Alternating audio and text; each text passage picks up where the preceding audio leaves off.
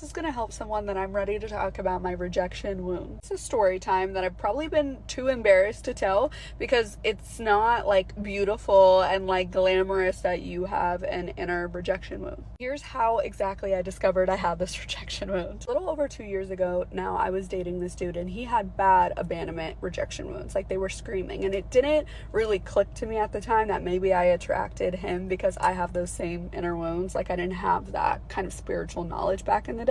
But both his parents actually abandoned him in different parts of his life, and I look at him and I have so much compassion for him because he was still such a loving human being, even though he had such deep wounds of like being hurt. When I had broken up with him, it was because like I knew I wanted like a deeper love, like a love that was meant deeper, more passion. There was just certain boxes he couldn't check with emotional safety, just like a bunch of different securities I didn't feel with him, so I broke up with him. I'm a big breaker-upper, but it's because I really want I'm such a lover girl. I want such a passionate, beautiful love, and I just like really will not settle. He took that really hard, and in order to heal and to feel better, he went after a girl that I was friends with, and I had just gotten brunch with her. They actually worked together, but I was never worried about them. She lived in my building, and this ended up being the deepest betrayal that I like could not get over. Mind you, sure, this wasn't my best friend, but we had each other on social media for years. She lived in my building. We always talked about hanging out.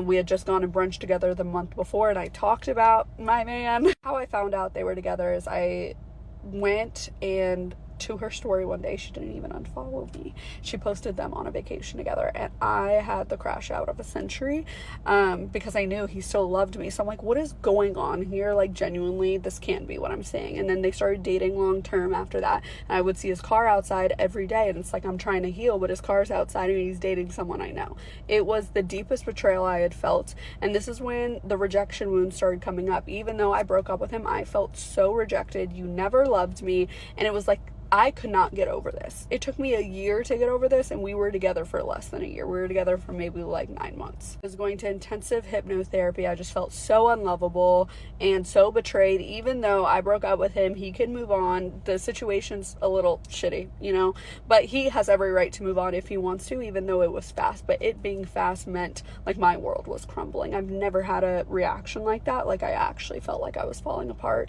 and I was in so much pain all the time, like raw pain, but still not clicking to me that I have a rejection wound. Fast forward, I meet this girl that I become best friends with instantly. We were like this. We ended up going to Ibiza together. She instantly became my best friend, and one day she literally decided, we went on 2 friend dates that week, had so much fun. Mind you, we had already been friends, went on vacation together. She randomly decided she doesn't want to be my friend anymore, wouldn't tell me why, ghosted me for a week before I finally got it out of her. And she basically just said there were certain qualities she didn't like about me. She said she was more go with the flow than me, like da-da-da. And I've never felt so rejected in my life. Mind you, this is a year later after the last time I was feeling raw, and I still haven't connected the dots yet. But I was just like, oh my God, I feel like I'm such a good friend. How could you not want to be friends with me? And it wasn't coming from a secure place. It was coming from such a wounded, I was having such a crazy reaction to this because I'm like, what do you mean you don't want to be my friend? Randomly too. Like it was just, I was grieving so intensely and I didn't know why. Fast forward, one last situation. I start dating a guy last year, and he also moves on and follows suit immediately. Less than 2 months later, I'm on my TikTok For You page, and he's taking a honey pack, like with a girl. And the girl posts a TikTok of them taking honey packs together, and it pops up on my For You page. Mind you, we had been together for like almost a year as well. And now, I broke up with him. Same situation. He has every right to move on. But the fact that I was seeing him with a new girl, not even 2 months later on my For You page, I start having, you guys know what's coming next, the adverse reaction, like scream, crying, purging, and guys, it's a pain that I can't explain.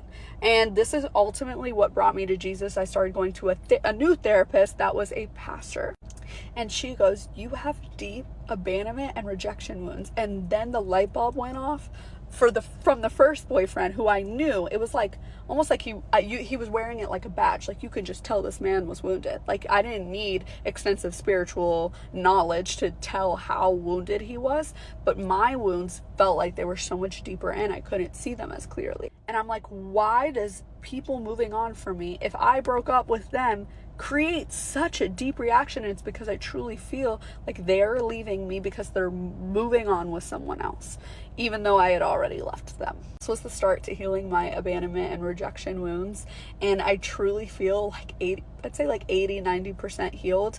I haven't really seen it get triggered yet, but it's so much beautiful, and life is so beautiful now, operating out of such a secure place, whereas before my wounds could be loud, mainly in male partnerships. They weren't really loud in friendships. I really declare myself as a really good friend, and I'm very secure in that now after that friendship breakup. This is your reminder: every situation, no matter how painful it is, I had the purges of lifetimes with those situations. It will eventually bring you to the conclusion of what you need to heal, and it's all just like pointing to deeper parts of you, and you will get better and things get better.